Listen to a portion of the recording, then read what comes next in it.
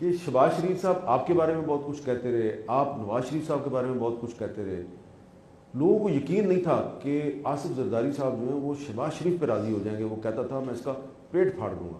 وہ اس کو آپ نے وزیر اعظم بنوا دیا اور میں نے خود چوز کیا. اور آپ نے چوز کیا، نامینیٹ کیا. ہاں میں نے نامینیٹ کیا، میں نے ان کو راضی کیا اس بات پہ کہ وہ پرائم منسٹر بنے. آپ نے راضی کیا؟ جی ہاں.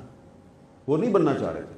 انہوں نے ایسی بات نہیں کی کہ میں نہیں بننا چاہ رہا ہوں، پر میں نے ان کو آفر کی. تو انہوں نے کہا یہ کیسے ٹپکل ایک ہی میں ہونا ہے. میں کیا کہ میرے کو 70 ووٹ نے. 70؟ ہاں.